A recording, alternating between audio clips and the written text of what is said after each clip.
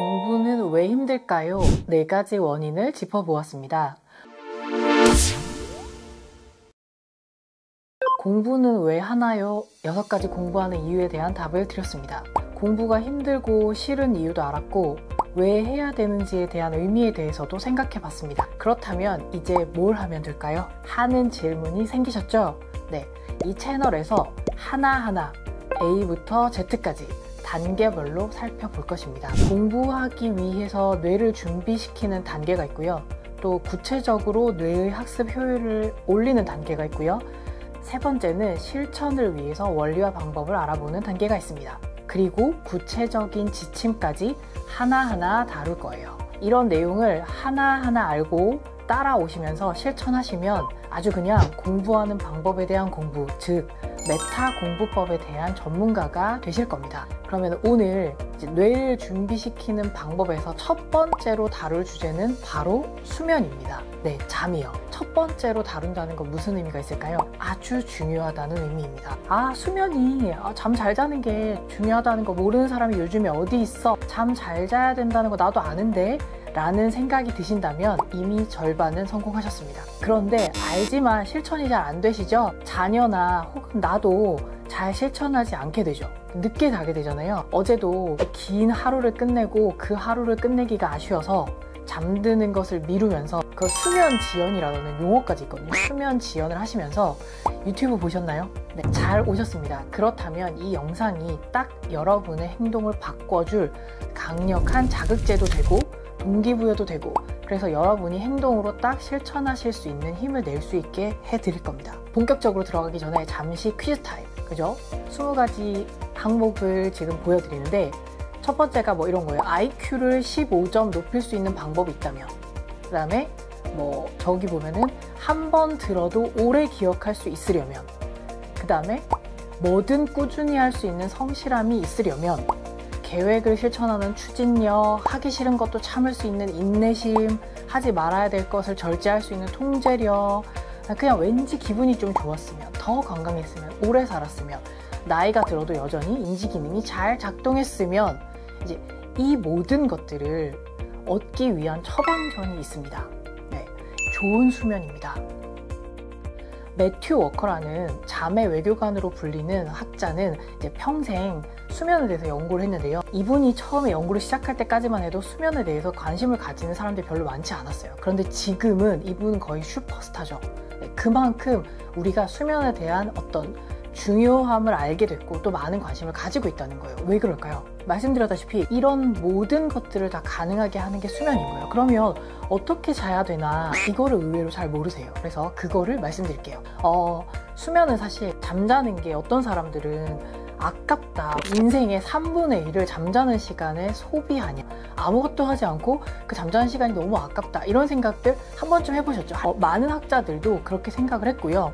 그리고 선진국일수록 잠을 줄여요. 그래서 잠을 줄여서 생기는 수많은 부작용이 어느 나라에서 생긴다? 네, 선진국에서 많이 생겨요. 뭐 이런 말씀 많이 들어보셨죠? 우리가 쓰는 건 뇌의 기능의 5%밖에 쓰지 못한다. 95%는 우리가 쓰지 못하는 잠재력이다. 그런데 그 뇌의 무한한 가능성을 여는 길이 수면에 있다 해도 과언이 아니라는 거예요. 내일의 성공은 오늘 잠들기 전에 시작돼요. 우리 하루는 보통 눈 뜨면 시작된다고 생각하잖아요. 그렇지 않다는 거예요. 언제 시작한다? 그 전날 잠들 때 그 다음날의 하루가 이미 시작이 된다는 거예요. 뇌를 잘 쓰고 싶다? 내가 공부를 좀 잘하고 싶다? 뇌를 아주 최대한 활용하고 싶다? 그럼 어떻게 된다고요? 잠을 잘 자야 되는 거예요. 잠을 자는 방법이나 그 습관이나 방식에 따라서 그 다음날의 일상 혹은 일반적인 나의 기능이 이미 결정이 돼요. 예를 한번 들어볼게요. 내가 오늘 어떤 탈 것을 타고 나왔느냐에 따라서 내 기동력과 속도가 결정되고 내가 원하는 곳에 가려면 어떤 그 탈 것을 타야 되는지 결정이 되잖아요. 그것처럼 내가 그 전날 잠을 어떻게 잤느냐가 그날의 효율이 결정되는 거예요. 그래서 내가 아주 먼 거리를 가야 된다. 그럼 비행기를 타야 되겠죠. 그런데 킥보드를 타고 가면 절대 도착할 수 없죠. 이것과 똑같은 거예요. 내가 오늘 할 일, 그것에 대해서 어떠한 효율과 얼마 정도의 집중력, 어느 정도 강도로 오늘 내가 내 뇌를 써야 되는지를 그 전에 잠자는 게 이미 결정을 한다는 거죠. 자, 그래서 수면은 또 다른 말로 하면 어떤 과정이냐면요. 오늘의 효율을 결정하기도 하지만 내가 오늘 하루 종일 열심히 공부하고 뭔가를 기억하고 배우고 경험하고 겪었던 일들을 수학하고 뇌에 기록하고 저장하는 과정이라는 거예요. 그리고 다음 날을 위해서 뇌가 정비하고 준비하고 재구조화하는 과정. 낮 동안에 내가 열심히 공부하고 뭔가를 많이 경험했는데 잠을 제대로 못 잔다. 그러면 그거는 그냥 사라져요. 에빙하우스의 망각곡선 이런 예를 들지 않아도 단기 기억에 저장되어 있던 정보들은 잠자는 동안 장기 기억으로 잘 전환이 되지 않으면 그냥 사라져요. 여러분들 일주일 전 아침에 내가 무슨 반찬 먹었는지 기억나시나요? 기억 안 나시죠? 그런데 내가 초등학교 입학하던 날 엄마랑 무엇을 했는지 어디에서 왜 시켰는지 이런 거 기억하시잖아요. 자, 이게 단기 기억에 있던 게 장기 기억으로 잘 저장되었기 때문에 우리가 기억할 수 있는 거거든요. 슈퍼 숙면법이라고 신경과학 기반의 새로운 지식, 그러니까 우리가 어떻게 하면 잘 잘 수 있나, 자, 내가 어떻게 오늘 하루 종일 열심히 일하고 배우고 노력한 그 경험들을 잘 저장할 수 있는지 수학하는 과정, 그거에 대한 답 나갑니다. 자, 그래서 수면은 우리가 낮 동안에 열심히 배우고 저장하고 경험한 것들을 잘 수학하는 과정이라는 거예요. 그래서 뇌에 기록하고 저장하는 과정이고, 또 그 다음 날을 위해서 뇌가 정비하고 준비하고 재구조화하는 과정이라는 거죠. 이거를 제대로 못했을 때 무슨 일이 일어나냐? 정말 엄청난 부작용이 생기는데요. 인간만이 유일하게 스스로 수면을 줄이는 유일한 종이에요.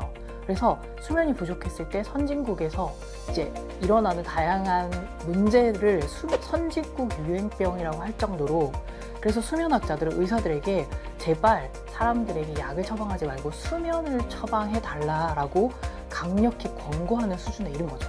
그래서 수면 부족 국가로 대표적으로 이제 외국 책이나 저널에서도 언급되는 국가 중에 하나가 우리나라예요. 그래서 이런 미국, 영국, 한국, 일본, 서유럽 일부 국가들은 수면 부족 국가로 분류되는데, 이런 수면 부족 국가들에서 수면이 부족해지는 그 시기와 비슷하게 몸의 질병이나 정신질환 환자 수가 크게 증가한다는 통계 결과가 있어요. 네, 미국에서는 작년에 졸음운전으로 인한 사망자 수가 음주나 약물로 인한 사망자 수보다 훨씬 더 크다는 거죠. 그런데 왜 이렇게 수면 부족의 위험에 대해서 사회가 경고하지도 않고 그리고 관대할까요? 심지어 권하죠. 여러분은 그런 경험 없으세요? 저는 제가 고등학교 다닐 때 저희 담임선생님께서 실제로 고등학교 1학년이 된 학생들을 앉혀놓고 사당 오락이라는 말을 하셨어요. 4시간 자면은 대학에 합격할 수 있지만 5시간 자면 떨어진다. 근데 저는 굉장히 길게 잠을 자는 학생이었기 때문에 그 얘기를 듣고 정말 불안하기도 하고, 학년 초에 선생님과 상담할 때 불려갔어요. 왜 불려갔냐면은 이제 막 그런 생활 기록이나 뭐 가정 환경 같은 거 조사하잖아요. 그럴 때 몇 시간 자니? 라고 물어봤는데 제가 전교에서 가장 길게 자는 학생이었던 거예요. 그래서 선생님이 저를 불러놓고 엄청 야단을 치셨어요. 이렇게 하면 학교 못 간다. 그래서 실제로 저도 잠을 많이 자는 내가 정말 뭔가 제대로 하고 있지 않고 뭔가 게으르다, 이런 느낌을 굉장히 많이 가졌었어요. 그런데 이제 점점 이제 과학을 공부하고 뇌를 공부하고 신경과학을 공부하면서 잠을 잘 자는 게 얼마나 중요하다는지 이렇게 알게 되면서, 그때 내가 선생님한테 혼났지만 그때는 사실 잠을 줄일 수 없어서 몰래 잤거든요. 그게 얼마나 나름대로 잘한 선택이었었구나 라는 걸 이제 그 이후에 알게 된 거죠. 수면이 그쵸? 이렇게 중요하다는 거예요. 그래서 잘 자면은 여러분이 어떤 이익을 얻을 수 있는지 한번 말씀드려 볼게요. 건강을 돕는 수많은 기능이에요. 그리고 잠을 통해서 회복되는 이제 많은 것들이 회복이 되는 거예요. 학습, 기억, 논리적 판단, 선택하는 능력, 인지 기능이 당연히 회복이 되고요. 정신 건강에도 기여해요. 감정의 뇌회로를 재조정해요. 그래서 너무 화가 나거나 그날 하루가 힘들면 이렇게 잠을 길게 자는 사람들 있잖아요. 잠을 선택하는 방법인데, 그 과정이 실제로 감정의 뇌회로를 재조정해 주기도 하고, 그 심리적으로 겪었던 그런 어떤 고통스러운 기억을 잠자는 동안 완화시켜 준다는 거예요. 네. 그리고 이제 몸의 면역계를 채워서 뭔가 건강하게도 만들어주고, 혈압이 낮아져서 심장이 건강해지고, 장내 미생물들이 우리가 잠자는 동안에 자라서 번성한다는 거예요.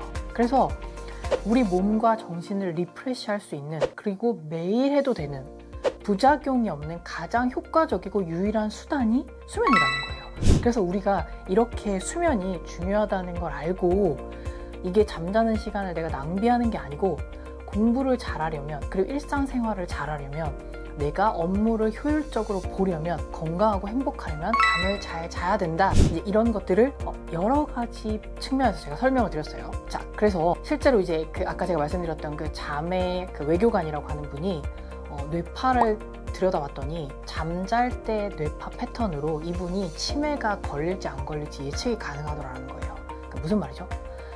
MRI 연구에서도 공부를 잘할 때 뇌가 어떻게 작동해야 되는지 이런 거 굉장히 관심이 많아서 학자들이 연구를 했죠. 그런데 연구를 쭉 진행을 하면서 뇌가 활성화될 때 말고 뭐죠?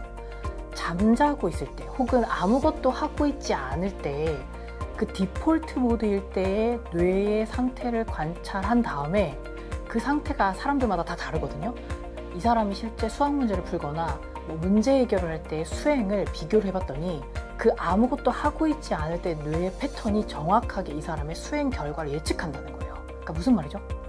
우리 아이가 어떤 잠의 패턴을 자는지를 분석하고, 아직 이제 그렇게까지 개인적으로 분석할 수 있는 단계는 아니지만 실제로 연구실에서는 가능해요. 이 아이의 수면 패턴이 어떻고 얘가 어떤 패턴으로 잠을 자는지를 보면 이 아이가 그 다음날 일어나서 학교에서 어떤 효율을 보일지, 어떤 성취를 보일지 예측이 가능하다는 거예요. 놀랍죠? 그리고 정신질환, 기억상실이나 공격성, 환각, 환청, 창란 이런 증상 있죠. 굉장히 심각한 증상.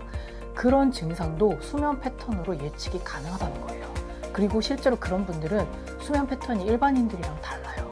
그러니까 우리가 잠자는 동안에 사실은 우리가 깨어있는 많은 활동들이 이미 그때 세팅이 된다고 볼 수도 있는 거예요. 이제 잠이 이렇게 중요한 걸 알았어요. 자, 그리고 이제 여러분, 우리가 잠을 자는 동안에 무슨 일이 일어나길래 공부하는데 이렇게 중요하냐? 잠을 딱 자다가 눈을 떠서 깨는 순간 우리 뇌는 그 아데노신이라는 그 물질이 쌓이기 시작해요. 이게 많이 쌓이면 잠을 잘 때가 돼서 이런 수면 욕구가 생기고요. 그리고 이 아데노신은 단순히 그냥 잠을 자게 하는 수면 욕구만 늘리는 게 아니라 우리가 이게 각성 상태라고 하죠. 커피 같은 거 마시면 각성이 되고 정신이 또렷해지는 그 각성되는 영역을 덜 활성화시켜요. 그러니까 아데노신이 많으면 뇌가 멍해지는 거예요. 그래서 이게 깨어난 지 12시간에서 16시간이 지나면 뇌에서 가장 이제 수면 욕구가 높아지는데 그 이유가 뭐냐면 아데노신이 거의 최대로 쌓인다는 거예요. 아데노신이 쌓였을 때 당연히 집중이 안 되고 학습의 효율이 떨어져요. 그래서 잠을 자는 동안에 아데노신이 분해가 돼서 배출이 되는데 잠을 잘 자지 못하면 뇌에 계속 노폐물이 쌓여있는 상태로 학습을 하게 되는 거예요. 그럼 어떻게 되냐? IQ가